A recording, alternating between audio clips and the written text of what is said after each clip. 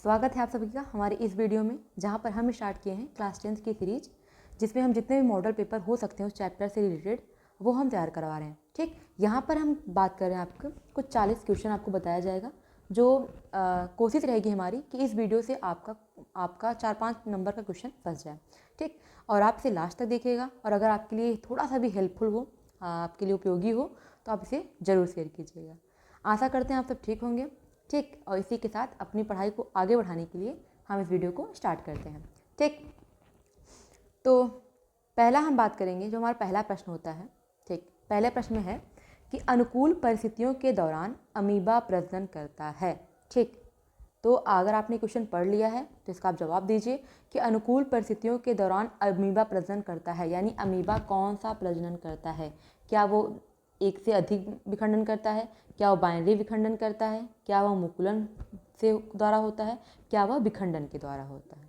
ठीक, तो पहले इन सब चीज़ों को समझने के लिए अगर हमने आपको आंसर बता भी दिया, ठीक, मान लीजिए हमने आपको आंसर बता दिया कि वो डी आंसर है। ठीक, लेकिन अब आपको ये तो पता होना चाहिए डी आंसर हुआ कैसे। ठीक, अमीबा प्रजनन करता कैसे है। ठीक, तो अगर हम बात करेंगे यहाँ पे अमीबा के प्रजनन के बारे में, तो पहली बात आपको याद रखनी है कि अमीबा में जो प्रजनन होता है वह होता है अलैंगिक। कैसा होता है? अलैंगिक। अलैंगिक का तात्पर्य होता है कि जहाँ पे माता या पिता में दोनों में से किसी एक ही जनक की हमको आवश्यकता होती है। ठीक, और इसमें क्या होता है कि इनमें अकोशिकीय जीवों में होता है, और उसके बाद क्या है कि अलैंगिक जनन की ऐसी विधि, ठीक, अलैंगिक जनन की ऐसी विधि जिसमें जो जीव होता है वह क्या करे? समसूत्री विभाजन। ठीक, क्या करे? समसूत्री विभाजन। अब समसूत्री क्या होता है? समसूत्री का मतलब होता है कि कोई भी एक भाग होगा, मान लीजिए यह कोई एक कोशिका थी, यह अपने आप को दो भागों में बांटेगी। ठीक, इसे कहते हैं समसूत्री विभाजन। ठीक, इतनी बात समझ में आई आपको? ठीक, तो हमने बोला कि अलैंगिक जनन की ऐसी विधि जिसमें जो जीव होता है वो क्या करता है? समसूत्री विभाजन करके जो कोशिकाएं होती हैं उसको, मान लीजिए कोशिका कोई थी, इसको दो पुत्री कोशिकाओं में विभाजित कर लेता है। इसे हम कहते हैं अलैंगिक जनन, या फिर अमीबा जो होता है कुछ इसी प्रकार का प्रजनन करता है। ठीक, और कौन सा रहता है वो? विखंडन विधि। ठीक, तो विखंडन समझिए इतना है, कोई एक कोशिका होगी और अपने आप को दो पार्ट में डिवाइड कर लेगी। कौन से विभाजन के द्वारा? समसूत्री विभाजन के द्वारा। ठीक, यहाँ विभाजन लिख लीजिए। चलें, ठीक, आगे बढ़िए।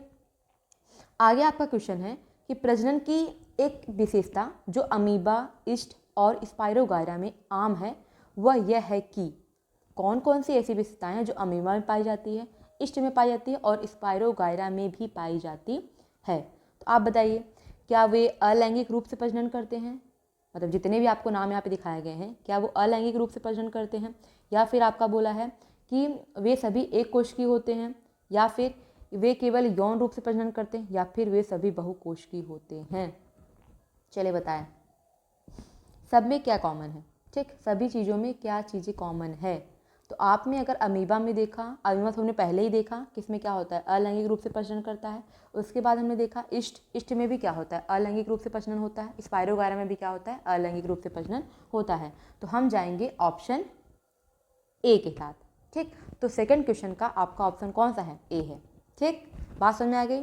चलिए ठीक, आगे देखें। नेक्स्ट क्वेश्चन है आपका, प्लाज्मोडियम में प्रजनन के दौरान एक कोशिका की कई कोशिकाओं में विभाजित होने की क्षमता को कहा जाता है।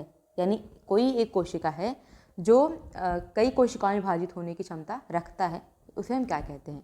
ठीक, तो क्या वो कमी विभाजन होता है, या फिर एकाधिक विभाजन है, नवोदित है, या फिर बाइनरी विखंडन है? अब एक कोशिका है वो अपने आप को बहुत सारी कोशिकाओं में विभाजित कर सकता है। अभी हमने पहले बताया वो कौन सा होगा? Binary fission. अब बाइनरी फिजन का मतलब क्या होता है? बाइनरी फिजन का मतलब होता है कि लेकिन इसमें क्या बोला है? एक कोशिका की कई कोशिकाओं में विभाजित होने की क्षमता रखता है। हाँ ठीक, तो बाइनरी फिजन सही है आंसर। कैसे सही है? बाइनरी फिजन में आप अगर इसके वर्ड को देखेंगे, बाइनरी, ठीक, तो बाई मतलब क्या होता है? बाई मतलब होता है दो। ठीक, तो यानी अगर बाइनरी फिजन की बात करें तो ये कोई कोशिका होगी वह खुद को दो भागों में तोड़ लेगी। इसे हम कहते हैं बाइनरी विखंडन, या फिर द्विविखंडन भी कहते हैं। इसका नाम ये दो, यानी दो पार्ट में डिवाइड होगा। और जो ये कोशिका होती है, ये ऊपर वाली, ठीक, इसे हम कहते हैं जनक कोशिका। जनक मतलब माता या पिता। ठीक, क्या कहेंगे इसे? जनक कोशिका। और नीचे की जो ये दो हैं इन्हें हम कहते हैं पुत्री कोशिका। ठीक, अब आपको बताना है इसे हम पुत्र कोशिका क्यों नहीं कहते हैं? हर जगह पे तो फिर बड़े लड़के ही सब कुछ होते हैं, तो फिर यहाँ पर पुत्री कोशिका क्यों लिखा गया है, क्यों नहीं पुत्र कोशिका लिखा गया है? इसका आंसर आप लोग देंगे कमेंट बॉक्स में। ठीक, आगे बढ़ते हैं। चौथा क्वेश्चन है हमारा, आलू में वनस्पतिक प्रसार होता है। कौन सा ऐसा प्रसार है जो आलू में होता है? ठीक, आलू खाते हैं ना सब, ठीक, जो नहीं खाता आज से खा लेगा। हाँ, तो बोल रहे थे कि आलू में वानस्पतिक प्रसार होता है, क्या वो जड़ द्वारा होता है, कि पत्ती द्वारा होता है, कि तनाकन द्वारा होता है, या फिर ग्राफ्टिंग के माध्यम से किया जाता है? ठीक, तो आप बताइए, आलू जड़ है ना, पत्ती द्वारा होता है उसमें नहीं, ग्राफ्टिंग द्वारा होता है बिल्कुल भी नहीं, तो कौन सा बचा हमारा? सी पे टिक किया जाए। ठीक, तो आलू जो होता है वह है उसमें क्या होता है, वानस्पतिक प्रसार होता है, किसके माध्यम से? तनाकंद के माध्यम से। ठीक, नेक्स्ट क्वेश्चन है हमारा, स्पाइरोगाइरा प्रजनन करता है। अब आपको बताना है, अभी तो हमने अमीबा के बारे में बताया था, अब आपको बताना है कि स्पाइरोगाइरा प्रजनन कौन सा करता है, क्या उसमें नवोदित होता है या फिर विखंडन ही होता है? ये ऑप्शन आपको 2 बार यहाँ पे लिख दिया गया है, यहाँ पे आप कर लीजिए इनमें से कोई नहीं। ठीक, यहाँ पे कर लीजिए नॉन ऑफ दीज। ठीक, तो आप बताइए स्पाइरोगाइरा में कौन सा विखंडन? स्पाइरोगाइरा का फिगर देखिए, अभी ये रहा आपका स्पाइरोगाइरा। ठीक, छोटे छोटे पार्ट में खंडों में बटे रहते हैं बेचारे। ठीक, अब ये स्पाइरोगाइरा है, अब ये जाएगा खुद को 2 पार्ट में डिवाइड करेगा, एक ऊपर की तरफ, एक नीचे की तरफ। ठीक, तो ये स्पाइरोगाइरा में जो विखंडन होता है, मतलब जो प्रजनन करते हैं स्पाइरोगाइरा, उसे हम क्या कहते हैं? उसे हम विखंडन कहते हैं। ठीक, इसके बाद है गुड़हल पौधे का फूल होता है। मतलब गुड़हल कैसा फूल है? क्या वो एक लिंगी है, क्या वो उभयलिंगी है, क्या उसमें कोई भी मतलब नपुंसक है, कोई भी लिंग नहीं पाए जा रहे हैं, या फिर बहुत छोटा होता है? तो बहुत छोटा तो भाई ये ऑप्शन बिल्कुल भी नहीं है, आप इसे यहीं से रॉन्ग कर सकते हैं। ठीक, बहुत छोटा बिल्कुल नहीं होगा, नपुंसक ये भी नहीं होगा। इसके बाद आता है उभयलिंगी या फिर एक लिंगी। उभयलिंगी का मतलब होता है, मान लीजिए ये नर युग्मक है और ये मादा युग्मक, दोनों एक ही फूल में मिले तो हम उसे कहते हैं, एक ही फूल में मिले तो हम उसे क्या कहते हैं? उभयलिंगी। ठीक, अब आपके गुड़हल का अगर आपने फूल देखा होगा, क्योंकि क्लास 10th का जो चैप्टर है, ठीक, जीव में जनन, तो उसमें क्या है, मतलब जीव जनन कैसे करते हैं, तो उसमें एक आपको टॉपिक मिलेगा पुष्प करके। ठीक, उसमें बताया गया है गुड़हल के बारे में। जैसे सपोज कीजिए ये गुड़हल का फूल हो गया। ठीक, फूल पे मत जाइएगा, बस जो भाग समझाएंगे वो समझ लीजिएगा। ठीक, मान लीजिए गुड़हल का फूल है, यहाँ पे आपका ये रहा मादा वाला भाग। ठीक, और ये रहा आपका नर वाला भाग। ठीक है, तो इस फूल में आपको अगर दिख रहा होगा तो यहाँ पे नर भाग और मादा भाग दोनों एक ही पुष्प में पाए जा रहे हैं, इसीलिए गुड़हल को हम क्या कहेंगे? उभयलिंगी। ठीक, आपने ऐसे ही सुना होगा कि उभयलिंगी जीव कौन सा होते हैं या उभयचर कौन होते हैं, नहीं ये सुना होगा कि उभयचर कौन जैसे जीव होते हैं, तो आप बोलते हो मेढक। क्यों? क्योंकि वह आपका जल पे भी में भी रहता है और थल पे भी रह लगता है, इसलिए हम क्या कहते हैं उसे उभयचर। तो वैसे ही जब एक ही पुष्प में नर युग्मक और मादा युग्मक या फिर नर जननांग और मादा जननांग एक ही फूल में मिलते हैं तो हम उसे कहते हैं उभयलिंगी। और अगर नर युग्मक एक फूल में मिल रहा है, दूसरे फूल में मादा युग्मक मिल रही है, तो हम उसे क्या कहेंगे? एक लिंगी। देखिए आप एक लिखा है ना, तो मतलब एक पुष्प में एक ही लिंग मिले हमको। ठीक, कौन सा में आया आपको? ठीक, और अगर आपको ये वीडियो में लग रहा है कि कुछ भी अगर आपको हेल्पफुल लगे तो आप इसे प्लीज़ अपने दोस्तों के साथ शेयर कर दीजिएगा। ठीक है, 7वां क्वेश्चन हमारा, जिस बीज में भविष्य का पौधा होता है उसे कहा जाता है। ठीक, तो इसका पहले आप प्रश्न को समझ लीजिए, शायद आप प्रश्न को देख के इसका आंसर ना बता पाएँ, लेकिन इसका आंसर बहुत सिंपल है। कहने का मतलब है कि जिस बीज में भविष्य का पौधा होता है। ठीक, मान लीजिए कोई बीज है, इसको हम क्या कहेंगे? मान लीजिए कोई चीज़ है और इसके अंदर हमारा बीज है, तो हम इस चीज़ को क्या कहेंगे? अब भविष्य का पौधा क्यों? क्योंकि अब ये बड़ा होकर क्या बनाएगा? पौधा ही बनेगा। तो इस चीज़ को हम क्या कहेंगे? इसके अंदर जो बीज, जो बाहर का चीज़ है, इसे हम क्या कहेंगे? ठीक, तो क्या इसे बीज पत्र कहेंगे? बिल्कुल नहीं। क्यों? बीज पत्र का मतलब होता है, जैसे आपने चना देखा होगा, तो चना को अगर बीज देख लेंगे तो एक पत्र ये, एक पत्र ये, तो जो बीज के पत्र होते हैं उसे हम बीज पत्र कहते हैं। बीज आवरण क्या है? ये बीज है, ये उसके ऊपर लगा हुआ आवरण होता है, मतलब बीज के ऊपर लगा हुआ एक पॉलिथीन की तरह या पतली संरचना होती है जिसे हम बीज आवरण कहते हैं। रोगाणु कोशिकाएं? बिल्कुल नहीं। बीज आवरण? ये भी नहीं। तो बचा क्या? भ्रूण। ठीक, ऐसे ही जब हम मादा की बात करते हैं या फिर जब हम मनुष्य में जनन की बात करते हैं तो वहाँ भी बच्चा जिस चीज़ में रहता है तो उसे हम क्या कहते हैं, भ्रूण कहते हैं। ठीक, और यहाँ भी वही सेम चीज़ है कि जिसमें बीज रहता है उसके बाहर वालों को हम क्या कहते हैं, भ्रूण कहते हैं। ठीक, इसे याद कर लीजिएगा, मे भी आने वाले क्वेश्चन में आपको ये दिख जाए कहीं पे। ठीक है, नेक्स्ट क्वेश्चन है हमारा 8वां, गर्भावस्था की अवधि को कहा जाता है। इसका आंसर तो आप पक्का ही दे देंगे। ठीक, गर्भधारण अवधि, ऊष्मावधान अवधि तो बिल्कुल नहीं होने वाला है। ओवेल्यूशन, ओवेल्यूशन का मतलब होता है अंडाणु का निर्माण होना। ठीक, अंडाणु का निर्माण होना, तो ये भी नहीं है। मासिक धर्म अवधि, ये भी नहीं है। आंसर क्या होगा हमारा, गर्भधारण अवधि। कहने का मतलब है कि जब महिलाएं पेट से होती हैं तो उस अवस्था को हम क्या कहते हैं, तो उस अवस्था को हम कहते हैं गर्भधारण अवधि। ठीक, आगे बढ़ते हैं। अंडाशय से 9वां क्वेश्चन है हमारा, अंडाशय से निकलने वाली की मतलब अंडे निकलने वाली की प्रक्रिया को हम क्या कहते हैं। ठीक, तो अभी हमने बताया आपको, जस्ट पिछले वाले क्वेश्चन में हमने आपको बताया कि अंडाशय से जब एक का निर्माण होता है या फिर अंडे का निर्माण होता है, उस प्रक्रिया को हम क्या कहते हैं, उस प्रक्रिया को हम कहते हैं ओवल्यूशन। क्या कहेंगे, ओवल्यूशन। ठीक, मासिक धर्म नहीं होगा, प्रजनन बिल्कुल नहीं होगा, गर्भाधान बिल्कुल नहीं होगा। ठीक, नेक्स्ट क्वेश्चन है हमारा 10वां, मनुष्य में निषेचन होता है। कौन सा होगा बताइए, मतलब निषेचन होता है गर्भाशय में कि अंडाशय में कि फैलोपियन ट्यूब में। एक्चुअली यहाँ पे क्वेश्चन गलत है, यहाँ पे लिखना चाहिए था मनुष्य में निषेचन कहाँ होता है। ठीक, यहाँ पे करेक्ट कर लीजिएगा, कहाँ होता है। ठीक, तो इसका आंसर देने से पहले हम आपको इसके कॉन्सेप्ट तक ले जाना चाहते हैं, प्लीज़ थोड़ा सा ध्यान दीजिएगा। मे भी आपको, क्योंकि ये जो हमने समझाने वाले हैं जो टॉपिक, इससे बहुत सारे क्वेश्चन आपके एग्जाम में बन चुके हैं। ठीक, और आने वाले और भी एग्जाम में बनेंगे, तो थोड़ा बहुत कॉन्सेंट्रेट होकर, नींद खोल कर बढ़िया से, ठीक, तब पढ़ने बैठिए।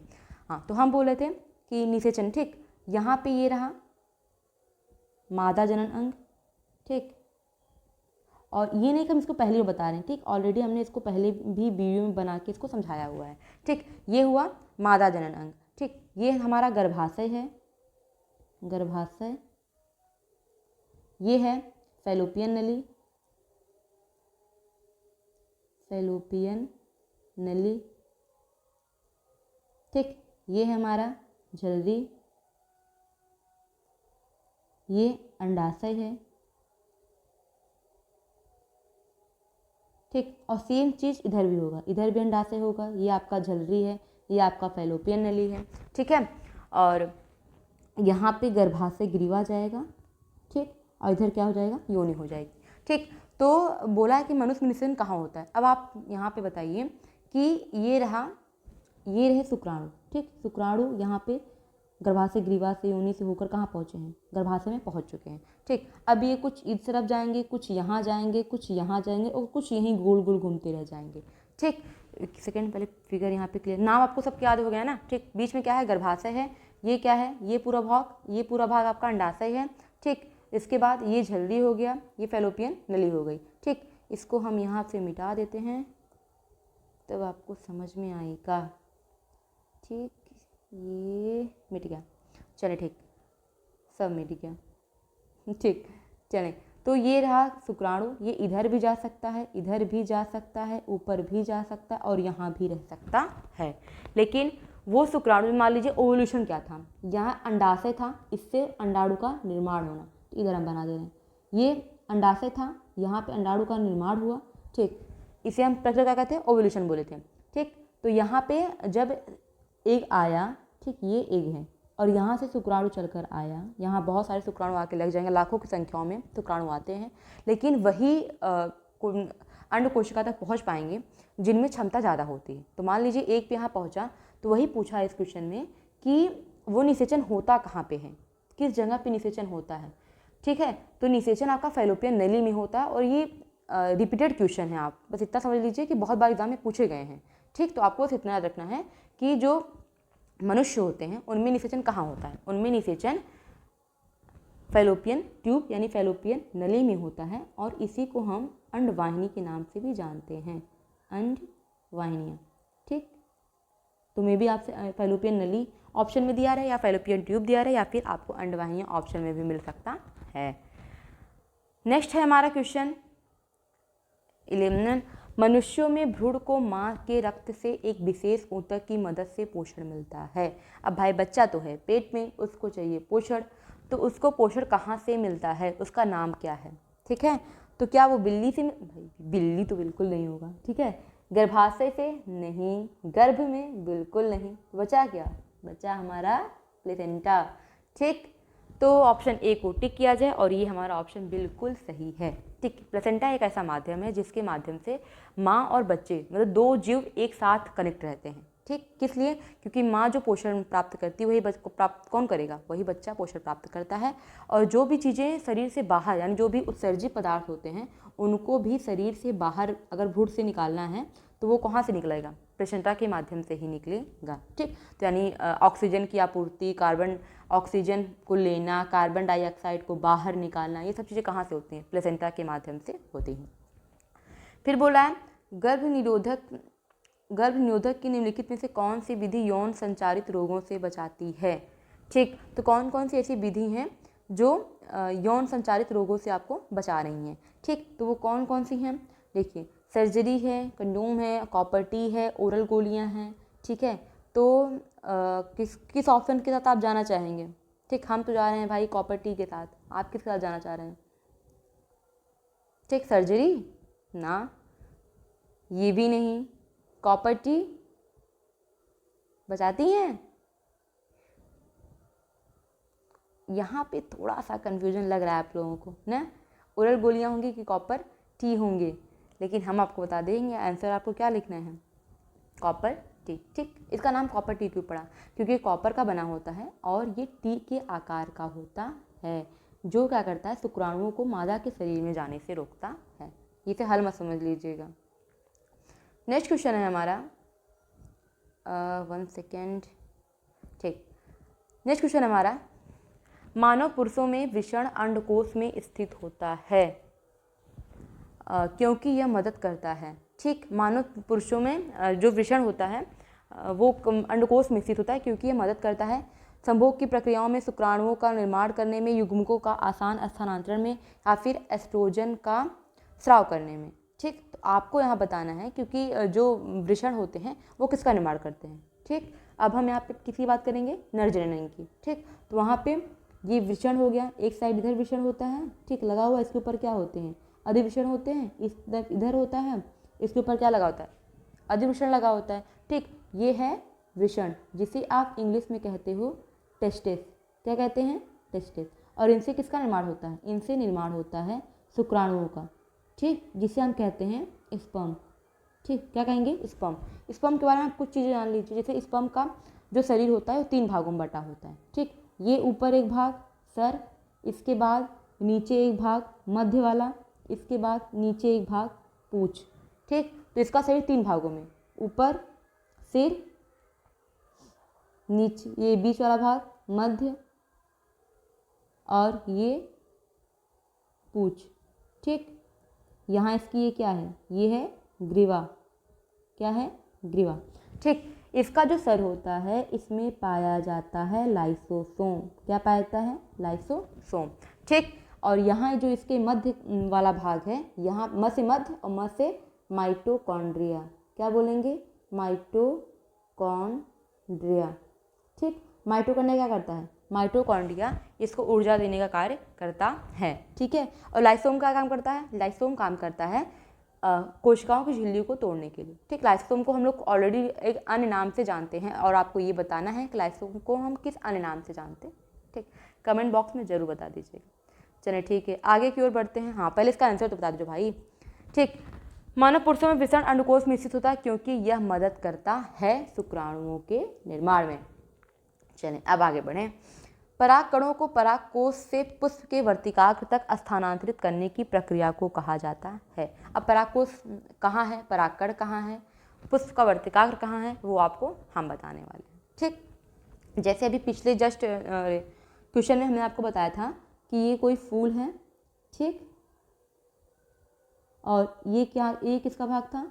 ये पूरा वर्तिकाग्र था, सॉरी ये पूरा जायांग था, इसके बाद ये नरजनन थे, ठीक। अब आपको जो ये बाहर वाला भाग दिख रहा है ये, ठीक, ये वाले भाग, इसके अंदर स्थित होते हैं परागकण, क्या स्थित होते हैं? परागकण, परागकण, ठीक।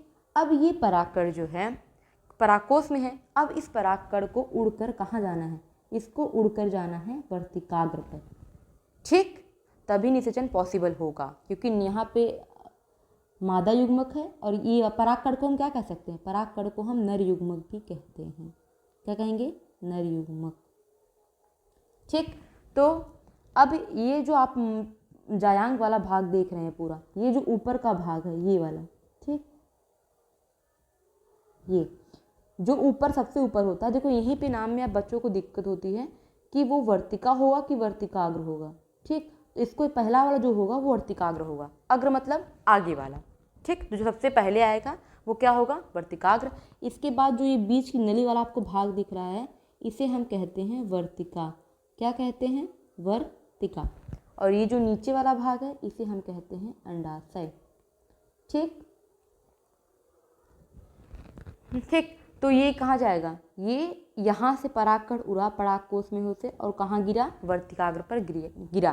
तो अब इस क्रिया को हम किस नाम से जानेंगे या फिर क्या कहते हैं इसे, ठीक। तो इसे हम कहेंगे परागण, ठीक। परागकणों का वर्तिकाग्र पर गिरना, परागकणों का वर्तिकाग्र पर गिरना परागण कहलाता है, ठीक। आपसे कभी पूछे कि परागण क्या होता है, कभी कभी 2 नंबर के क्वेश्चन पूछ ले जाते हैं, ठीक है। तो परागण क्या होता है, तो आपको बोलना है परागकणों का वर्तिकाग्र पर गिरना परागण कहलाता है, ठीक। और यहाँ बात, अगर ये परागण हो गया, गिरना बस परागण, ठीक। निषेचन क्या होता है, जब नर युग्मक और मादा युग्मक दोनों मिल जाएं उसे हम क्या कहते हैं, निषेचन कहते हैं। निषेचन के बाद बीज बनेगा, ठीक, बीज बनेगा ना। और आपने कभी भी जब बीज को मान लीजिए चना हो गया या फिर दाल हो गई, जब उसे हम भिगोते हैं तो उसमें एक आप वाइट कलर का भाग देखते होंगे, जब सुबह उठ कर देखते होंगे उसे, तो उसमें क्या निकलता है, वाइट कलर का भाग। कभी कभी सब लोग कहते हैं कि जो चना भिगोया हुआ चना होता है उसमें जो वाइट कलर का भाग होता है उसे खाने से बुद्धि तेज होती है। तो आप लोग भी खाया करिए, देखिए बुद्धि तेज हो रही है कि नहीं, ठीक है। तो उस भाग जो निकला होता है उसे हम कहते हैं अंकुरण। क्या कहते हैं, अंकुरण, ठीक है। तो पहले परागण होगा, पहले क्या होगा, पहले परागण फिर निषेचन तब अंकुरण। इतनी बात आपको याद रखनी है, ठीक। अब बात करते हैं 15 क्वेश्चन का। मनुष्यों में युग्मक का उत्पादन होता है, ठीक। पूछ रहा है कि मनुष्यों में युग्मक का उत्पादन होता है, कौन कौन से ऐसे युग्मक हैं जो मनुष्य में होते हैं। देखिए अभी तो हमने बात की पुष्पों की, उसमें हमने बात किया जो नर युग्मक था वो परागकण था और मादा युग्मक क्या था, अंडाणु, ठीक। लेकिन अब यहाँ पे हम बात करेंगे कि मनुष्यों में कौन कौन से हैं। तो जब मनुष्यों की बात आती है तब हमारा दिमाग खुल जाना चाहिए, क्योंकि हम क्या हैं, मनुष्य हैं, मनुष्य हो ना भाई साहब, ठीक। तो यहाँ पे है अंडाशय और वृषण, गर्भाशय और अंडाशय, अंडाशय और वास डिफरेंस, अंडाशय और फैलोपियन ट्यूब। तो बिल्कुल गलत हैं। देखिए गर्भाशय और अंडाशय तो बिल्कुल नहीं होंगे, ठीक। अंडाशय है लेकिन गर्भाशय नहीं है, क्यों, क्योंकि गर्भाशय, देखिए ऑप्शन को चूज़ करना भी अपने आप में एक टैलेंट है, ठीक। अगर आप यहाँ पे ध्यान से देखें, इस इनको मिटा दें तब आप बताइएगा, ठीक। अगर आप ध्यान से देखेंगे तो वृषण किसका भाग होता है, नर का। अंडाशय किसका भाग है, मादा का। किसका भाग है, मादा का, ठीक। और यहाँ पे देखिए अंडाशय किसका भाग है, मादा का। और गर्भाशय किसका भाग है, वो भी मादा का है। तो क्या निषेचन मादा के ही अंडाशय और गर्भाशय में हो सकता है, पॉसिबल नहीं है। नर युग्मक और मादा युग्मक दोनों को मिलना है ना, यहाँ पे मादा कर लीजिए, ठीक। इसके बाद है अंडाशय और वास डिफरेंस, नहीं, अलग चीज़ तो है क्योंकि ये हमारा फीमेल में पाया जाता है और ये हमारा मेल में है, लेकिन ये चीज़ नहीं। वास डिफरेंस क्या होता है कि ये शुक्राणु को निकलने ही नहीं देता है। मतलब एक तरह सोच समझ लीजिए कि गर्भ से बचाने के लिए गर्भ निरोधक जो चीज़ें होती हैं उसमें से हमारा एक वास डिफरेंस भी होता है, ठीक। और इसके बाद क्या है, अंडाशय और फैलोपियन नली, फिर वही चीज़ कि ये भी महिलाओं में पाया जा रहा है, ये भी महिलाओं में पाया जा रहा है, यानी मादा में पाया जा रहा है। तो क्या पॉसिबल है, बिल्कुल नहीं। तो मिला जुला के आपका ऑप्शन कहाँ पे जा रहा है, ठीक, ये पहला वाला अंडाशय और वृषण। बाकी सब ऑप्शन क्या हैं, गलत हैं। बकिया सब कंप्यूटर के खाली डिब्बे हैं, काम कोई नहीं करने वाला है। इसके बाद है अलैंगिक प्रजनन से बनी संतानें आनुवांशिक रूप से समान होती हैं। मतलब कि मान लीजिए अलैंगिक जनन के द्वारा अमीबा से 2 पुत्री कोशिकाएं यानी संतानों का जन्म हुआ, ठीक। अब वो एक समान होंगे, ठीक। किससे समान होंगे, क्या अपने दादा दादी से होंगे या भाई बहन से होंगे या माता पिता से होंगे, माता पिता दोनों से होंगे। यहाँ पर आपका जो ऑप्शन होगा वो आप सीधे बता सकते हो कि ज़्यादातर किससे अटैच होगा, माता पिता से। भाई दादा दादी क्यों जाएगा, भाई बहन क्यों जाना है, माता पिता दोनों। ये भी सही ऑप्शन ठीक था हमारा वैसे, लेकिन माता पिता हमारा ज़्यादा सही है। ठीक है, या तो माता से थोड़ा बहुत मैच रहा है तो पिता से करें। ठीक, आगे देखते हैं। नेक्स्ट क्वेश्चन है हमारा, अनिषेचित अंड के साथ गर्भाशय की परत के निकलने की प्रक्रिया कहलाती है। यानी अब भाई निषेचन हुआ नहीं, यानी अंडाशय ने तो अपना काम किया। ठीक, फिर से बनाते हैं फिगर। ये हुआ मादा जनन अंग। ठीक, ज़्यादा पतला हो गया, एक सेकेंड। ठीक, ये हुआ ठीक, ये हुआ मादा जनन अंग, ये था अंडाशय, इधर भी था अंडाशय। अब भाई अंडाशय कह रहा है कि हमने तो एग का निर्माण कर दिया है, इधर भी एग का निर्माण हो गया है, लेकिन भाई साहब शुक्राणु आए नहीं हैं। ठीक, शुक्राणु अभी आया नहीं है और ना ही आने की कोई चांसेस हैं। तो जो ये हमने एग का निर्माण किया है, अंडाशय बोल रहा है, यह तो हो गया अनिषेचित। अनिषेचित कैसे, क्योंकि निषेचन हुआ ही नहीं, तो उससे बनने वाला जो बचा एग है वो कैसा रह गया, अनिषेचित। ठीक, तो जो ये अनिषेचित अनाहत तो शुक्राणु आया ना, तो गायब कर दे रहे हैं। ठीक, ये तो आया ही नहीं ना भाई, तो गायब हो जाओ। ठीक, तो अब ये कह रहा है अंडाशय कि जो एग बचा है वो हो गया अनिषेचित अंडा। तो अब ये जब बाहर निकलेगा, ये कहेगा नहीं हमको बाहर निकालो, हमको नहीं रहना है यहाँ बहुत गंदगी है भाई, हमको नहीं रहना है, निकलना है। और साथ साथ जो गर्भाशय की 3 परतें होती हैं, ये गर्भाशय कितनी परतें होती हैं, 3 परतें होती हैं। एक होता है मध्य गर्भाशय परत, देखिए पहला वाला परिगर्भाशय, सबसे जो बाहर आता है क्या कहते हैं, परिगर्भाशय। ठीक है, इसके बाद बीच वाला आता है जिसे हम कहते हैं मांसपेशियां, या फिर मांसपेशियों का बना होता है आप। ठीक, और इसे आप क्या कहते हैं, मध्य गर्भाशय। इसके बाद आता है अंदर वाला, ठीक, इसे कहते हैं अंतर्गर्भाशयी परत। तो 3 परतें होती हैं। ठीक, अब जब अनिषेचित अंडा निकलेगा तो अपने साथ साथ परतों को भी बाहर लेके जाना चाह रहा है कि नहीं भाई, जब हम थे मेरा काम तुम करने आई थी, मेरा काम हुआ नहीं, तुम्हारा काम कैसे होगा, हम करने ही ना देंगे, तुम भी निकलो हमारे साथ साथ। तो बहन जी अपना तो निकली ही, लेकिन जो गर्भाशय की परतें थी उसको भी साथ साथ लेकर शरीर से बाहर निकल गई। तो अब ये प्रक्रिया क्या कहलाएगा, तो अब हम देखेंगे ऑप्शन कि हम कौन कौन सा ऑप्शन गलत कर सकते हैं। प्रत्यारोपण हो सकता है, नहीं, प्रत्यारोपण का मतलब होता है कि गर्भाशय में शुक्राणुओं को रोकने, जैसे हमने कॉपर टी बोला था ना आपको, तो वो कॉपर टी यहाँ पे लगा देंगे तो क्या शुक्राणु जा पाएगा, नहीं। तो प्रत्यारोपण वो चीज़ होती है। निषेचन तो हुआ ही नहीं ना, वही तो बात चल रही है, निषेचन हुआ ही नहीं। ओवल्यूशन, हाँ भाई एक का तो निर्माण हुआ, लेकिन एक का निर्माण होने की प्रक्रिया ओवल्यूशन कहलाती है। तो यहाँ तो ये भी नहीं, यहाँ तो एक बाहर निकाला जा रहा है, धक्के मार मार के निकलो भाई, तुम जरूरत नहीं है तुमको हमारी। ठीक, इसके बाद बचा कौन, मासिक धर्म। अब इस मासिक धर्म के बहुत सारे नाम हैं। ठीक, जिससे आप मेंस्ट्रुएशन साइकिल, पीरियड साइकिल, या फिर मासिक धर्म कहते हैं, ऋतुस्राव कहते हैं। ठीक है, तो ये नाम है इसके। तो हमारा ऑप्शन कौन सही होगा, मासिक धर्म। इसके बाद आता है नर और मादा युग्मकों का संलयन कहलाता है। ठीक, अब परागण होने का, अरे भाई यहाँ हम किसकी बात कह रहे हैं, मनुष्यों की तो बात कर नहीं रहे हैं। ठीक, यहाँ हम किसकी बात कर रहे हैं, मान लीजिए यहाँ पे हम दोनों की बात करें, चाहे मनुष्य हो चाहे वो फूल हो। ठीक, तो विखंडन होगा, नहीं होगा। अंकुरण होगा, नहीं, बताया पहले ही कि बीज में जब आप पानी को भिगोगे वो रात में फूलेगा, उसमें से एक वाइट कलर का भाग निकलेगा, उसे हम कहते हैं अंकुरण। परागण, परागण यही समझाया मैंने आपको कि परागण बस परागकण का वर्तिकाग्र पर गिरना का जो प्रक्रिया है वो परागण कहलाता है, मिलना परागण नहीं। निषेचन का मतलब होता है मिलना, निषेचन का मतलब क्या है, संलयन हो गया, आप इसे कह लीजिए मिलना। तो जब नर युग्मक और मादा युग्मक मिलेंगे उसे हम कहेंगे निषेचन या संलयन। ठीक है, अब आते हैं नेक्स्ट कॉन्सेप्ट पे। निम्नलिखित में से कौन सा फूल का नर प्रजनन भाग है। ठीक, तो क्या वह अंडाशय है, पहला ऑप्शन गलत। देखते ही तुरंत टिक मारिए कि कौन सा ऑप्शन गलत हो सकता है। नर पूछा है ना, दिया क्या है, मादा वाला भाग, तो कट कर दीजिए, पहला ऑप्शन बिल्कुल गलत, देखना ही नहीं। शैली, ना ना ना भाई बिल्कुल नहीं, क्या हमको यहाँ बात करनी है। ठीक, कलंक, अरे भाई मूवी आई थी, देख लेना, अच्छी है, ठीक है, लेकिन यहाँ ऑप्शन सही नहीं है इसका। इसके बाद बचता है हमारा पुंकेसर। अब कैसे याद करना है आपको वो सुनिए, ठीक। नर को आप किसी और अन्य नाम से सुने हैं? नर को हम क्या कहते हैं? पुरुष, ठीक, कहते तो और भी हैं, मेल भी कह लीजिए, लेकिन यहाँ पे आपको क्या रखना है? पुरुष। अब प से देखिए, प से कितने नाम हैं, और जितने भी प वाले नाम होंगे आपको याद रखना है कि वो पुरुष वाले ही होंगे, यानी नर के ही होंगे।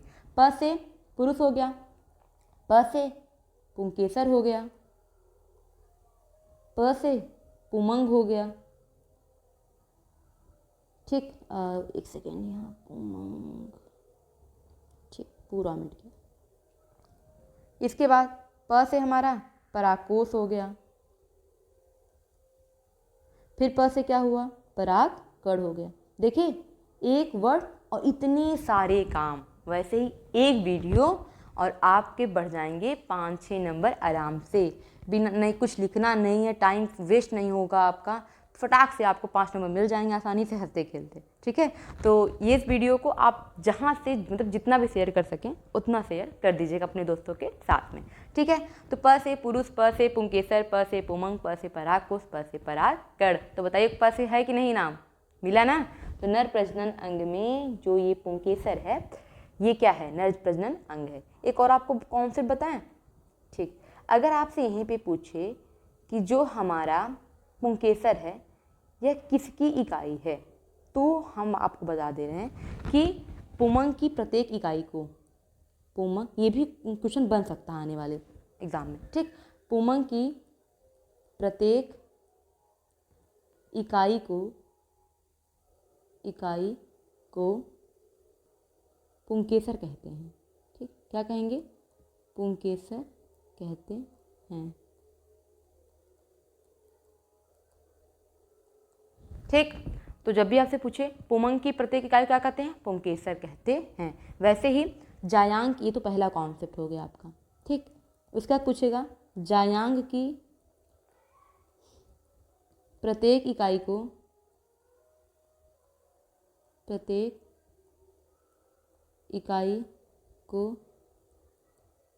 अंडक या फिर कार्पेल कहते हैं, ठीक। इतना सोच के पढ़िए कि इस बार ये एग्जाम में फंसेगा ही। तो आपको याद रखना, पुमंग की प्रत्येक इकाई क्या कहलाती है? पुंकेसर। और जायांग की प्रत्येक इकाई क्या कहलाती है? अंडक या फिर कार्पेल। और देख लीजिएगा, ये क्वेश्चन फंसना ही फंसना है, क्योंकि एग्जामिनर ऐसे ही क्वेश्चन को उठाता ही है जो वन लाइनर हो, ठीक। और आप वहीं भी मार खा जाते हो, आप बड़ी बड़ी चीज़ें याद करके जाते हो, एग्जाम में आपसे छोटी छोटी चीज़ें पूछ लेता है, ठीक। तो आप, और यहाँ पे अगर आप देख रहे होंगे ध्यान से, तो हम बस ऑप्शन बता के चले नहीं जा रहे हैं, ठीक। जैसे मान लीजिए ऑप्शन ए सही, हाँ डी सही है भाई, चलो चलो आगे बढ़ो, ऐसा नहीं है। हम आपको एक एक वर्ड की मतलब क्या होते हैं और कैसे आप ऑप्शन को पहचान सकते हो, कैसे सही गलत में यहाँ पे चूज़ कर सकते हो अगर आपको ऑप्शन नहीं आ रहे हैं फिर भी। उसके बाद एक्स्ट्रा जो भी नॉलेज है उससे संबंधित उसको भी हम बता रहे हैं, ठीक है। तो थोड़ा बहुत आप भी मदद कर दीजिएगा, आपके लिए हम इतना कर रहे हैं, ठीक। तो आप भी एक लाइक या फिर एक सब्सक्राइब बढ़ा ही दीजिएगा मेरा, ठीक है। चलें आगे देखें। इसके बाद है 20वां क्वेश्चन हमारा, थोड़ा सा बड़ा है, ठीक है। तो निम्नलिखित में से कौन सा कथन लैंगिक प्रजनन के लिए सत्य है, ठीक। मतलब कौन सा ऐसा कथन है जो लैंगिक प्रजनन के लिए सत्य है, सही है। इसमें केवल एकल माता पिता शामिल होते हैं। इसके बाद पूछा है इनमें इससे संतानों में सीमित विविधताएँ आती। विविधताएँ मतलब होता है विभिन्नताएँ, ठीक। विविधताएँ का मतलब हो गया विभिन्नताएँ यानी डिफरेंसेस, ठीक, डिफरेंसेस। इसका बोला है संतान आनुवांशिक रूप से माता पिता के समान होते हैं। लैंगिक प्रजनन में बिल्कुल नहीं, हाँ ये चीज़ आपको ध्यान देना चाहिए यहाँ पे, ठीक।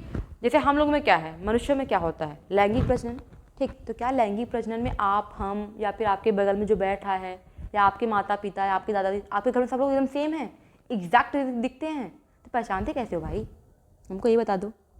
सब सेम नहीं दिखते होंगे ना, कोई भाई थोड़ा बहुत चीज़ें मैच करती हैं, हाँ किसी का आँख मिल गया, किसी का नाक मिल गया, मैच कर गया, किसी के हैंड राइटिंग मैच कर गई तो अच्छी लगी, या फिर किसी के बोलने का तरीका, सोचने का तरीका, ये सब मैच हो सकता है।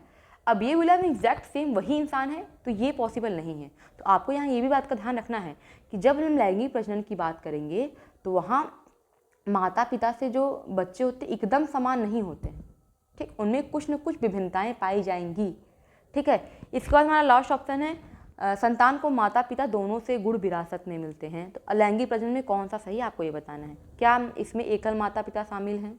एकल क्यों भाई? दो मतलब ये नहीं 2 पापा 2 मम्मी, यहाँ पे एक ही पापा मम्मी है। एकल का मतलब होता है माता पिता में से एक तो है नहीं, ठीक, एक तो नहीं है ना भाई, माता भी हैं और पिता भी हैं, तो पहला ऑप्शन तुम्हारा ऐसे ही गलत हो गया। इसके बाद ऑप्शन है इससे संतानों में सीमित विविधताएं आती हैं। सीमित, ये थोड़ा बहुत गलत, सीमित तो नहीं है भाई, क्योंकि ये तो फिक्स थोड़ी है कितना ही आना है या इतना ही जाना है। इसके बाद है संतान आनुवांशिक रूप से माता पिता के समान होते हैं, ये भी गलत है, भी तो बताया। इसके बाद डी है संतान को माता पिता दोनों से गुण विरासत में मिलते हैं। हाँ, ये बात सही है कि दादा से पापा को मिला होगा कुछ गुण, फिर उसी वही गुण पापा में से हम लोग में आया होगा, फिर हम लोग से और जो पीढ़ियाँ आगे आएंगी उनसे मैच करेगा, ठीक। तो ये आपका ऑप्शन जो डी है के बनी करोड़पति में, इसको हम टिक कर रहे हैं और इसे कोई भी गलत नहीं कर सकता है। जो गलत करेगा उसे हम 100 रुपये देंगे ठीक है, तो ये ऑप्शन सही है, इतना समझिए बस। इसके बाद है फल किससे बने होते हैं। आप बोलोगे रसीले आम हो गए तो कलर वलर से भरे बने होंगे, नहीं, फल किससे बनते हैं? पुंकेसर से, कलंक से, अंडाशय से, अंडाकार से, ठीक। तो अब ऑप्शन को आपको कट करना है, कौन कौन से ऑप्शन आप कट कर सकते हो, ठीक। पुंकेसर, हाँ अभी तो कट नहीं कर सकते हैं क्योंकि हमको नहीं पता भाई पुंकेसर क्या काम आता है या क्या चीज़ है। कलंक, हाँ ये कट हो सकता है, ठीक। अंडाकार भी कट हो सकता है, पता है क्यों? क्योंकि अंडाकार एक इमेज है, एक मतलब साइज स्टेप बताता है कि इस आकार का हो सकता है, ठीक। तो ये भी गलत हो गया हमारा। अब बचा हमारा 2 ऑप्शन, अंडाशय और पुंकेसर। पुंकेसर नहीं होगा क्योंकि पुंकेसर क्या है, पुमंग की एक इकाई है, एक ऐसा कोई विशेष काम इसमें नहीं कर रहा है। इसके बाद ये भी गलत हो गया हमारा। अब बचा अंडाशय। अब अंडाशय है तो कैसे है? अब आपको यहाँ पे 2 चीज़ें सीखनी है, ध्यान से देखिएगा। पहली चीज़, जो फल आप लोग खाते हो तो जो अंडाशय होता है, अभी आपने अंडाशय देखा था ना, मादा जनन अंग का जो भाग था ये कुछ इस प्रकार, इसमें जो नीचे वाला भाग था ये वाला, ये क्या था? अंडाशय था। तो ये जो अंडाशय होता है यही आगे जाकर फल में बदल जाता है। और बीज कहाँ से बनता है? तो जो बीज होता है, स्टेट मिटा दिए, 1 सेकेंड, ठीक। ये हो गया जयांग वाला भाग और ये हो गया बीजांड, ठीक। ये क्या है? बीजांड, ठीक। ये बीजांड जो होता है यही बाद में जाकर बीज में बदल जाता है। किस में बदल जाएगा? बीज में, ठीक। 2 आपको कॉन्सेप्ट याद रखने हैं, अंडाशय फल में बदल जाता है, बीजांड बीज में बदल जाता है, ठीक। तो यहाँ ऑप्शन कौन सही है? अंडाशय सही होगा। आगे बढ़ते हैं, जीवित जीवों के लिए प्रजनन आवश्यक है, ठीक। ऑप्शन देखते रहिए और बताते रहिए। चलें, जीवित जीवों के लिए प्रजनन आवश्यक है। क्या व्यक्तिगत जीव को जीवित रखने के लिए, उनकी ऊर्जा आवश्यकता को पूरा करने के लिए, विकास बनाए रखें, प्रजाति को पीढ़ी दर पीढ़ी बढ़ाने के लिए प्रजनन किस लिए आवश्यक है? हम क्यों चाहते हैं कि नर और मादा मिलकर निषेचन करें, निषेचन करने के बाद एक नए बच्चे को जन्म दें? क्यों? व्यक्तिगत जीव को जीवित रखने के लिए? नहीं, पर सुनने में गलत लग रहा है। उनकी ऊर्जा की आवश्यकता को पूरा करना? भाई कहाँ से, बिल्कुल नहीं। विकास बनाए रखा? नहीं। क्या उनको जन्म नहीं देंगे तो क्या उनका विकास नहीं होगा? और उनको जन्म नहीं देंगे तो क्या आपकी आवश्यकताओं की पूर्ति नहीं होगी, ऊर्जा की आवश्यकताओं की पूर्ति नहीं होगी? बिल्कुल गलत है। इसका बचा क्या? प्रजाति को पीढ़ी दर पीढ़ी आगे बढ़ाने के लिए। हर जैसे अभी कुछ इतने धनी लोग हैं जो इतना सारा पैसा कमाएं लेकिन उनके बच्चे नहीं हैं, तो उनकी क्या पीढ़ी आगे बढ़ेगी? नहीं। इसलिए सब लोग बोलते हैं ना, लड़का हो जिससे उनकी पीढ़ियाँ आगे बढ़ी, ठीक है। तो बात समझ में आई? ऑप्शन यहाँ पे डी जो है यानी वो सही, ठीक। आगे बढ़ते हैं। नीचे दिए गए चित्र में भाग ए, बी और सी क्रमिक रूप से हैं। देखिए हम आपको यहाँ पे कुछ फिगर बेस्ड भी क्वेश्चन ला रहे हैं क्योंकि इस बार हमने देखा था एग्जाम में कि फिगर देकर उसमें पूछ रहा है कि ये कौन सा भाग है। तो थोड़ा बहुत आपको ये भी नॉलेज रहे कि जब भी हम लोग बस क्या करते हैं, कॉन्सेप्ट पढ़ के चले जाते हैं, ये याद किया, याद हुआ, नहीं हुआ कोई बात नहीं, लेकर चले जाए। लेकिन अब जो एग्ज़ाम हो रहे हैं थोड़े क्रिएटिव हो रहे हैं कि आपको फिगर के बारे में भी नॉलेज हो कि ये चीज़ कहाँ पे है या फिर कैसे वर्क करती है। तो वो उसी हिसाब से, उसी आइडिया से हमने भी क्या किया है, कुछ जो क्वेश्चन है वो फिगर बेस्ड है, ठीक है। तो आप भी अब इस फिगर को देखिए। जैसे हमने आपको वही क्वेश्चन में आपने कहीं वर्ड सुना था पीछे, हमने बोला था बीज पत्र, ठीक, आपको बोला था, हमने क्या बोला था, जो चना का ये चना देखे होगे ना, भिगो के निकालते हो तो ये दो, जब उसे खोलोगे 2 पार्ट में डिवाइड होते हैं, इसे ही कहते हैं बीज पत्र। ये क्या है, बीज पत्र है। ये पूरा भाग आपका क्या है, ठीक, जैसे यहाँ पे हम बताएं तो ये पूरा भाग आपका जो इस प्रकार दिख रहा है, ये बीज पत्र है। इसके बाद ये जो पूरा भाग है यहाँ से लेकर ये क्या है, ये है बीज पत्र, ठीक है। ये पूरा भाग क्या हो गया, बीज पत्र हो गया, ठीक। अब बात पूछ रहा है कि ए, बी और सी, ए को देखें फिगर में और बताएं कि क्या है, बी को देखें और बताएं क्या है, सी को देखिए और बताइए कि इसमें कौन सा ऑप्शन सही लग रहा है।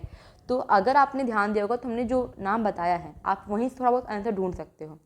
तो बी हमारा पक्का है कि बीज पत्र होगा, बी क्या होगा, बीज पत्र। अब ढूंढिए कि कहाँ पे बी वाला बीज पत्र है। देखिए यहाँ पे क्या लिखा है, प्यूमल, तो ये गलत हो गया। यहाँ मूलांकुर लिखा है, तब पर भी गलत हो गया। 2 ऐसे ऑप्शन आपको दिख रहे हैं जहाँ पे बीज पत्र की बात की गई है, ठीक, यहाँ भी है और यहाँ भी है।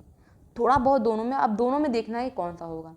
अब आप बताइए मूलांकुर कहाँ से होगा, एकदम जो नीचे वाला भाग होता है वहाँ से निकलेगा। आपने देखा होगा ना, चना का जो नीचे वाला भाग होता है उससे क्या निकलता है, मूलांकुर निकलते हैं। मूलांकुर का मतलब उसमें अंकुरण होना, ठीक है, बीज में अंकुरण होना, ठीक। तो अगर आप देखेंगे कि जो आपको नाम यहाँ पे लिखेंगे, प्यूमल लिखा है, प्ल्यूमल लिखा है, बीज पत्र लिखा है, फिर मूलांकुर लिखा है, फिर मूलांकुर लिखा है, बीज पत्र लिखा है और फिर प्यूमल लिखा है। तो यहाँ जो लास्ट वाला ऑप्शन आपको दिख रहा है मूलांकुर, तो ये जो आपका सी है यहाँ से क्या होता है, ये मूलांकुर हो गया। ऊपर क्या है, ये हो गया हमारा प्ल्यूमल, ये पूरा क्या हो गया, बीज पत्र। फिर से एक बार इमेज में देख लीजिए, ठीक, हम मिटा दे रहे हैं। आप खुद से बताइए कि अब कौन सी क्या चीज़ें हैं। सी क्या है, मूलांकुर है, बी क्या है, बीज पत्र है, ए क्या है, प्ल्यूमल, ठीक। तो ऑप्शन हमारा ग यानी सी सही हो गया, ठीक है। बधाई हो आप सभी को और थोड़ा बहुत हमको भी। चलें अब देखिए आप ये क्वेश्चन सॉल्व कर पाते हैं या नहीं। निम्नलिखित में से कौन सा रोग यौन संचारित होता है, क्या वो काला जार है, पीलिया है, हैजा है या सिफिलिस है। हैजा क्या इससे होता है, नहीं, पहला ऑप्शन गलत। पीलिया बिल्कुल नहीं।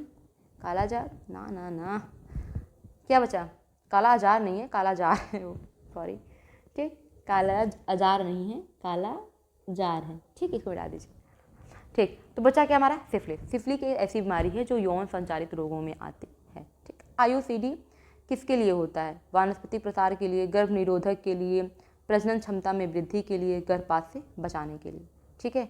तो ऑप्शन पढ़ लिया आप सभी ने, अब बताएं कौन सा ऑप्शन है, ठीक।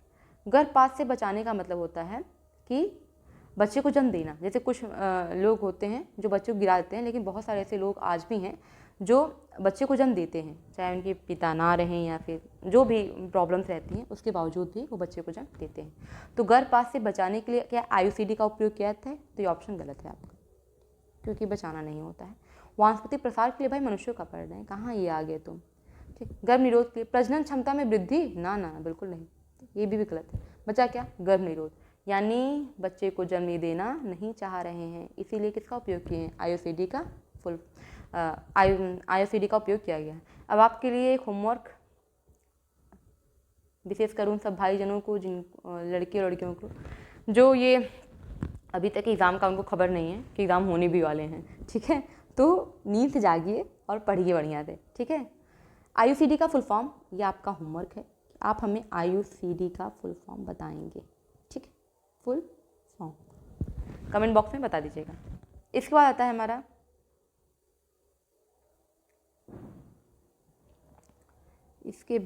आएगा निम्नलिखित में से कौन सा गर्भ निरोधक है, ठीक है।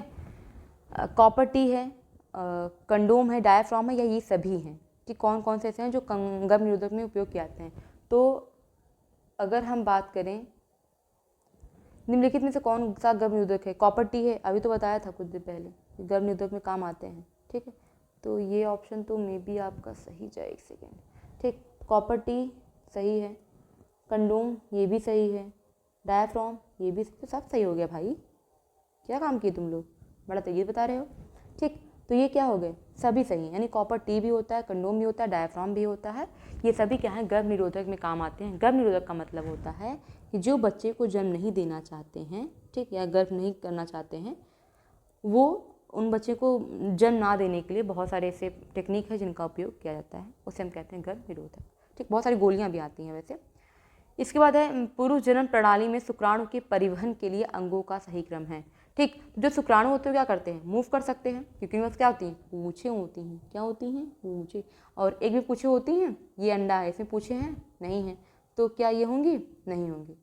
ठीक, तो ये मूव नहीं कर सकती हैं और ये मूव कर सकती हैं, इसीलिए शुक्राणु क्या कहते हैं हम लोग, शुक्राणु चल होता है और अंडाणु क्या होता है, अचल होता है। ठीक है ना, चल नहीं सकता है।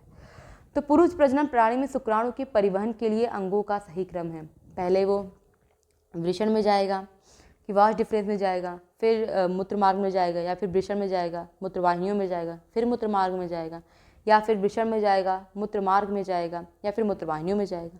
लास्ट ऑप्शन है आपका वृषण में जाएगा, वास डिफरेंस में जाएगा, मूत्रवाहिनियों में जाएगा। ठीक है, तो बताइए कौन सा ऑप्शन आपको लग रहा है। पहले कट करिए ऑप्शन को, डायरेक्ट यहाँ पहुँच जाएगा मूत्रवाहिनियों में, नहीं। ठीक, ये गलत हो गया।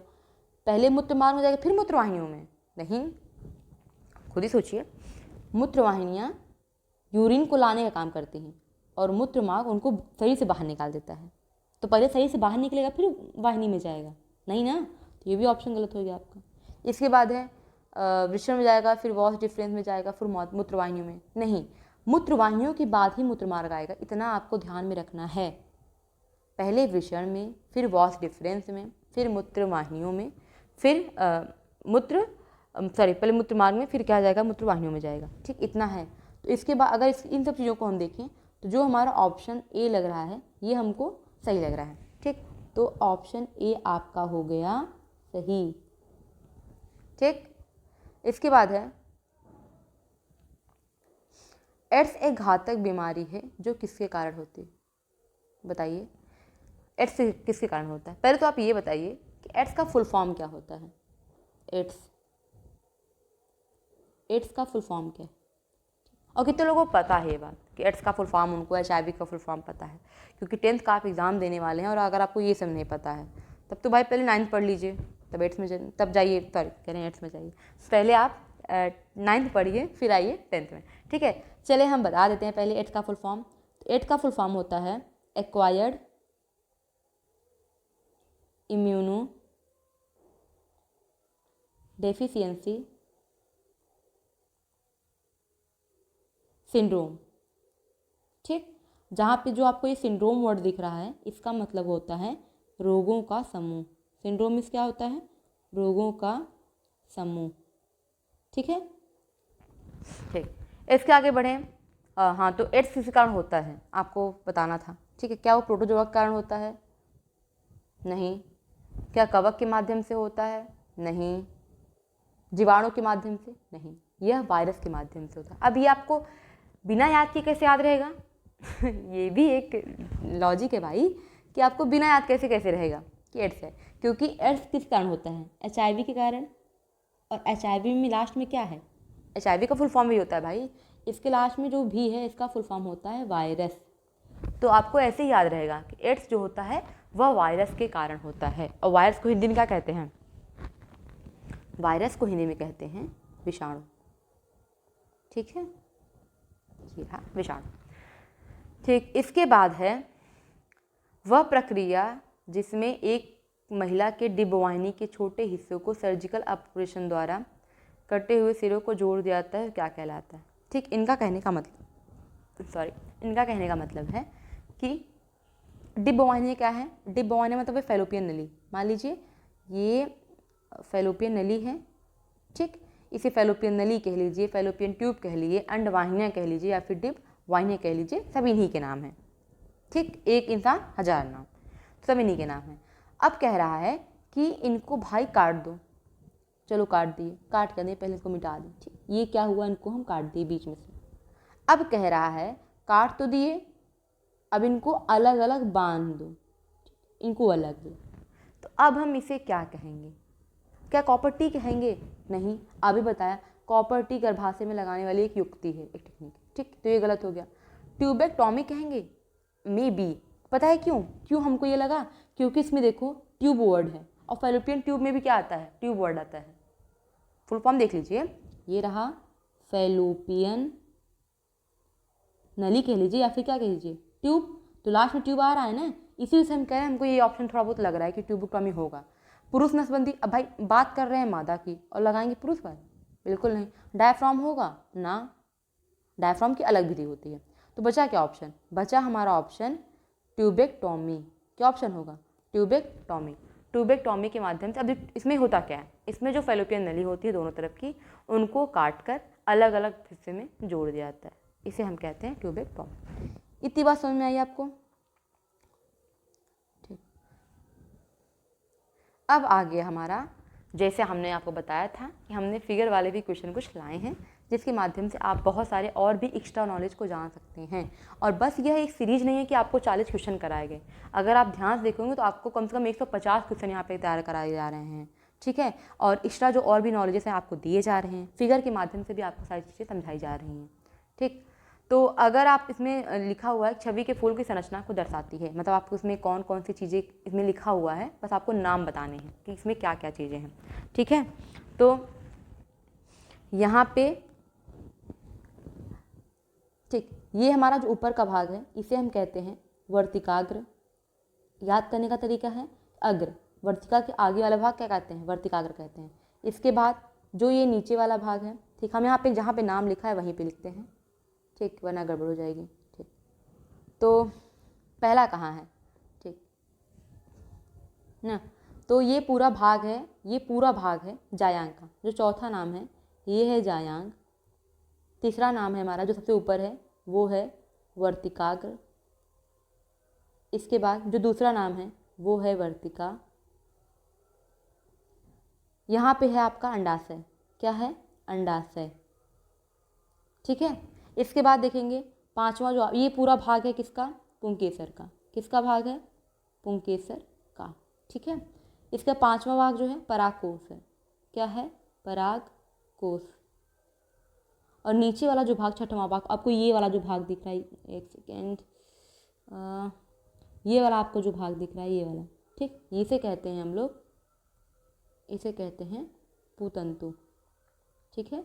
तो पुंकेसर के 2 भाग, परागकोश और पूतंतु, और जायांग के 3 भाग, वर्तिकाग्र, वर्तिका और अंडाशय, ठीक है। इसके बाद भी और सारे नाम हैं, जैसे हमने ये पंखुड़ी, इसे आप क्या कहते हैं नॉर्मल भाषा में, पंखुड़ी कहते हैं, लेकिन यहाँ पे क्या कहेंगे, दल कहेंगे। और बहुत सारे दलों का समूह, जैसे यहाँ पे 1 दल हो गया, 2 दल हो गया, 3 दल हो गया, 3 दल हो गए ना, तो हम इसे कहेंगे दल पुंज। क्या कहेंगे, दल पुंज। और यहीं पे आपका और क्वेश्चन बन सकता है कि दलपुंज की इकाई क्या होती है, तो आप बताएंगे दल। दलपुंज की इकाई क्या होती है, दल होती है, ठीक है। इसके बाद है दल हो गया हमारा। इसके बाद है नौवां को हम कहते हैं बाह्य दल, बाहर की तरफ है इसलिए क्या कहेंगे, बाह्य दल। और बहुत सारे बाह्य दलों का समूह क्या कहलाता है, बाह्य दल पुंज। क्या कहलाएगा, बाह्य दल पुंज, ठीक है। इसके बाद है आपका 10वां का जो आपका आंसर होगा वो होगा बीजांड। क्या कहेंगे इसे, बीजांड, ठीक। ये जो आपको दिख रहा है यहाँ 10वां, ये क्या है, बीजांड है, ठीक। और यहाँ पे जो आपको 11वां भाग दिख रहा है ये वाला, इसे हम कहते हैं पुष्पासन। पुष्प जिस पे बैठता है, जैसे राजा का सिंहासन होता है ना, वैसे होता है पुष्पासन, यानी पुष्प जिस चीज़ पे बैठता है उसे पुष्पासन कहते हैं। राजा जिस सिंहासन बैठता है उसे राजा सिंहासन कहते हैं, ठीक। तो एक बार फिर से आप इसको कंक्लूड कर लीजिए 1 सेकेंड के अंदर। सबसे, जब भी जायांग की बात करें वहाँ 3 भाग होते हैं, ऊपर वाला वर्तिका, फिर बीच वाला जो आपको ये लंबा दिख रहा है इसे हम वर्तिका कहते हैं, जो ये पूरा भाग है इसे हम अंडाशय कहते हैं। अंडाशय के बीच वाला भाग यहाँ पे बीजांड होता है। बीजांड के नीचे जो एक हरा कलर का आपको बना है वो पुष्पासन होता है, इसे पुष्प बैठता है। इसके बाहर कुछ पत्ती जैसी संरचनाएं निकली होती हैं जो हरे रंग की होती हैं। ये हमेशा हर फूल में आप कहीं भी देखोगे, कोई सा भी फूल हो उसमें कौन सा कलर का होगा, हरा होता है। और हरे होने के साथ क्या करता है ये, ठीक, तो हरा होता है। और जब पुष्प छोटा होता है, जैसे पुष्प ये जब छोटा रहता है, आपने गुलाब के फूल में भी देखा होगा कुछ इस प्रकार, जब फूल छोटा होता है तो क्या होता है, इसमें कवर्ड रहता है, ठीक है, ठीक। जैसे मान लीजिए फूल हो गया और इसके अंदर क्या है, ये 1 सेकेंड,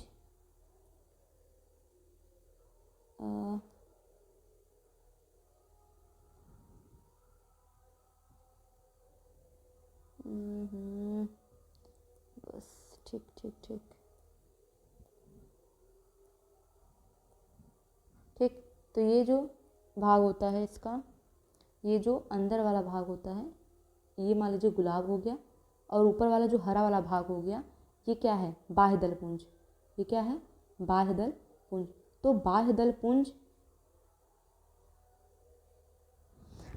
पुंज जो होता है यह हरे रंग का होता है, और प्रकाश को शुरुआती में क्या होता है, इसकी रक्षा करता है, यानी फूलों क्या करता है, रक्षा करने में मदद करता है।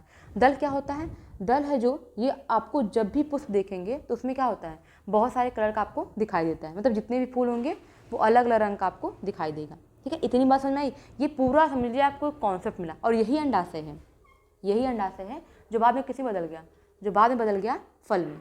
ठीक, और यही बीजांड जो बाद में किसी में बदल गया था, बीज में बदल गया था।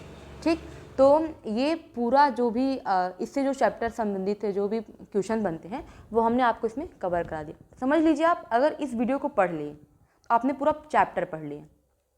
ठीक है, आपको और अलग से पढ़ने की ज़रूरत नहीं पड़ेगी, इतना इनफ है आप लोग के लिए। बस आपको इस इतने कॉन्सेप्ट को याद रखना है, अपने दिमाग में बैठाना है। चाहे तो आप जब भी बैठा करें वीडियो को देखने तो आप कॉपी पेन लेकर बैठा करें, कोशिश कीजिए कि खुद से पहले सॉल्व करें। ठीक, उसके बाद आंसर देखें वीडियो में। इसके बाद है नेक्स्ट क्वेश्चन है हमारा, युवावस्था प्राप्त करने के बाद महिलाओं के अंडाशय में कौन सी घटना घटित होने की संभावना है। मतलब जब भी 14 एज क्रॉस होता है उस लड़कियों में, महिलाओं में, तो अंडाशय में कौन सी घटना घटित होने की संभावना है। क्या उसमें निषेचन हो जाएगा तुरंत? नहीं ना, क्योंकि अंडाशय में पूछा ना कौन सी घटनाएं होती है, तो अंडाशय में तो शुक्राणु जाता नहीं है, उसमें नहीं जाता है ना। ठीक, इसके बाद पहला ऑप्शन हमारा गलत हो गया। यही हम आपको कब से सिखा रहे हैं कि आपको ऑप्शन को पहचानना कैसे है, कौन कौन सी आप गलत कर सकते हो। ठीक, कौन कौन से ऑप्शन आप गलत कट करके तुरंत आगे बढ़ जाना है। इसके बाद है अंडों का संश्लेषण, बिल्कुल नहीं। ठीक, अंडों का उत्पादन, हामी भी, क्योंकि अंडाशय से अंडाणुओं का निर्माण होता है, और ये कब होता है, जब आप युवावस्था को प्राप्त कर सकते हैं, यानी प्राप्त कर चुके हैं, यानी 14 से 15-16 आपका एज होनी चाहिए। इसके बाद है भ्रूण की वृद्धि और विकास। पहले भाई एग निकलेगा बाहर, फिर निषेचन होगा, निषेचन के बाद बहुत सारी विभाजन होंगे, फिर वो युग्मक जो है आएगा आपका गर्भाशय की भित्ति से लगेगा, उसे आप भ्रूण कहेंगे, फिर उसका विकास होता है कहीं जाके। अभी तो बस उसमें अंडाशय होने वाली घटनाओं को पूछ रहा है, तो आपका ये भी ऑप्शन क्या हुआ, गलत हो गया। ठीक, बचा क्या, अंडे का उत्पादन। हम जा रहे हैं ऑप्शन सी के साथ, आप किसके साथ जा रहे हैं वो कमेंट करके बता दीजिए। 32वां नंबर है आपका, फूल क्यों होते हैं रंग बिरंगे। अब आप बताइए, ये तो मेरा क्वेश्चन नहीं है भाई आपका। ठीक, बताइए, तो आप नॉर्मल बता सकते हैं, फूल क्यों होते हैं रंग बिरंगे, आप बताइए। क्या सुंदर लगने के लिए? लड़की थोड़ी है भाई सुंदर लगना है इसको, कीटों को आकर्षित करने के लिए, हाँ थोड़ा बहुत।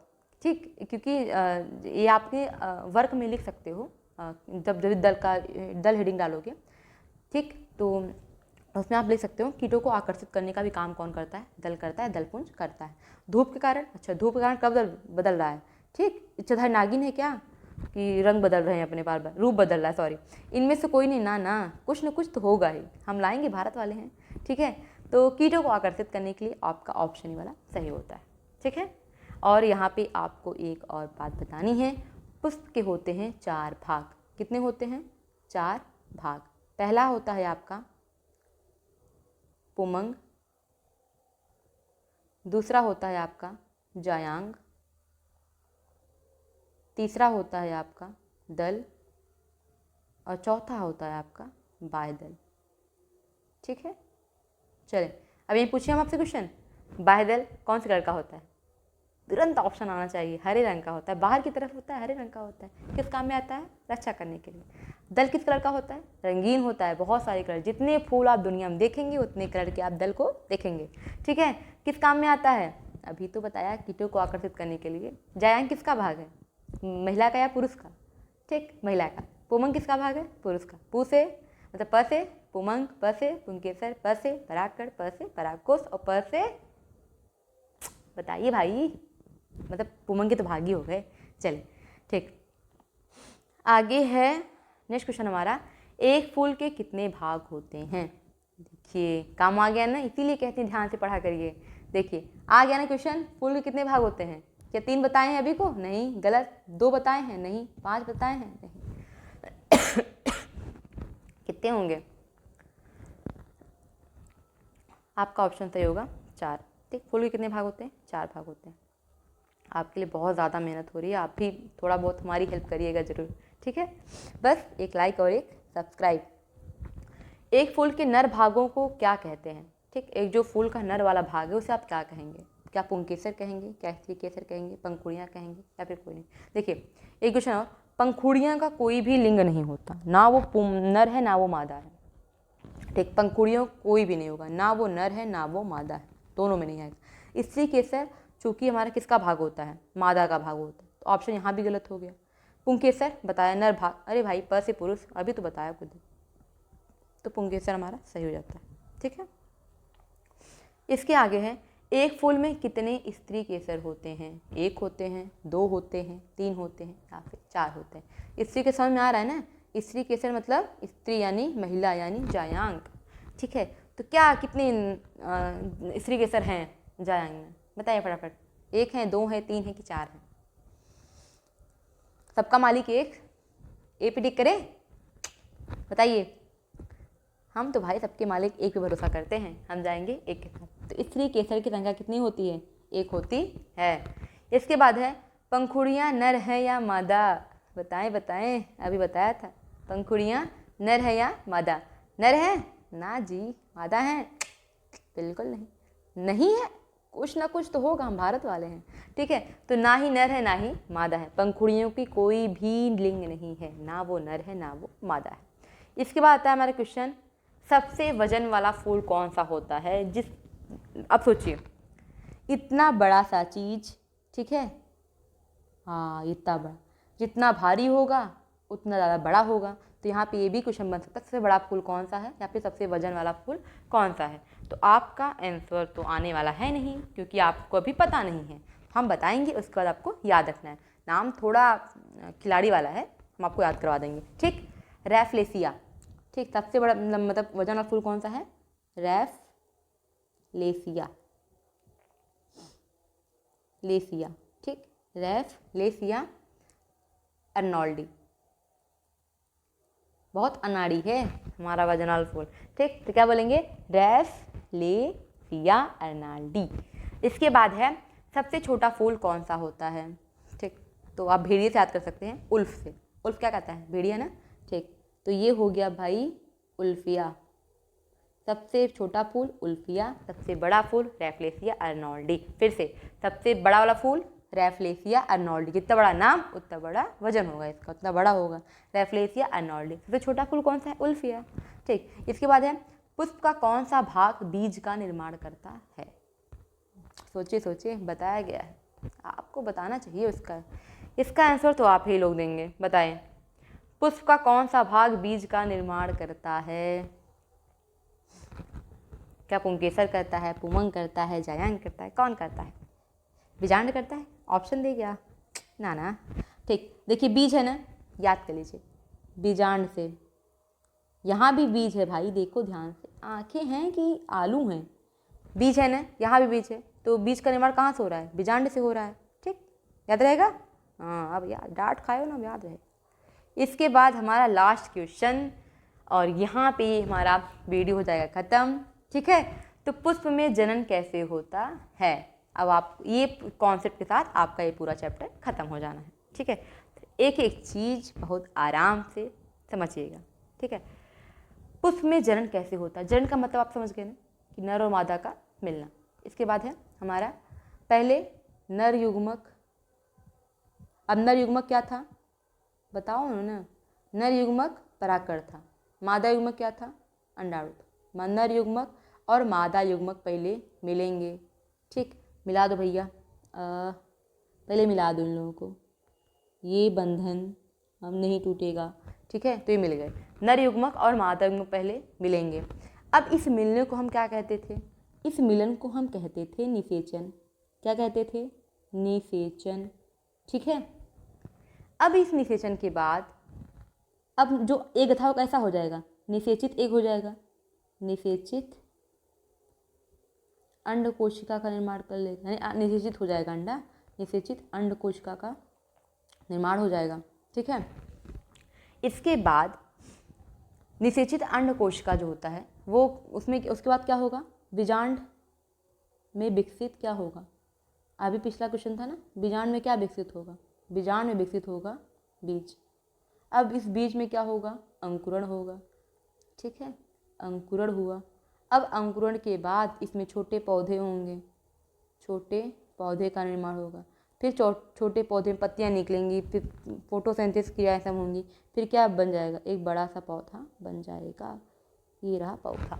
ठीक है, तो पहले नर युग्मक और मादा युग्मक मिलेंगे। नर युग्मक होता है परागकण, मादा युग्मक होता है अंडाणु। इनमें दोनों में होगा निषेचन। इसके बाद होता जो एक होता है उसे हम कहते हैं निषेचित अंडकोशिका का निर्माण होगा। ठीक, उसके बाद बीजांड से बीज का निर्माण होगा।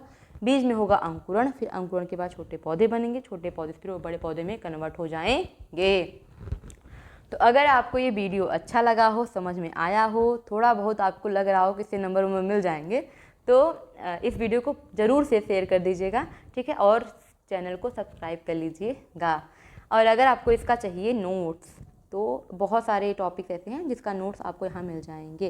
ठीक है, ये भी आपका जो PDF होता है वहाँ पे मिल जाएगा। तो आप अगर क्वेश्चन खुद से सॉल्व करना चाहते हैं तो वहाँ पे कर सकते हैं। ठीक, टेलीग्राम में सर्च कर लीजिएगा ऑपरेशन बोर्ड, यहाँ से आपको ये चैनल मिल जाएगा। वहाँ से जाके बहुत सारे क्वेश्चन आप सॉल्व कर सकते हैं। ठीक, तो वीडियो को like, subscribe and thank you so much, keep watching.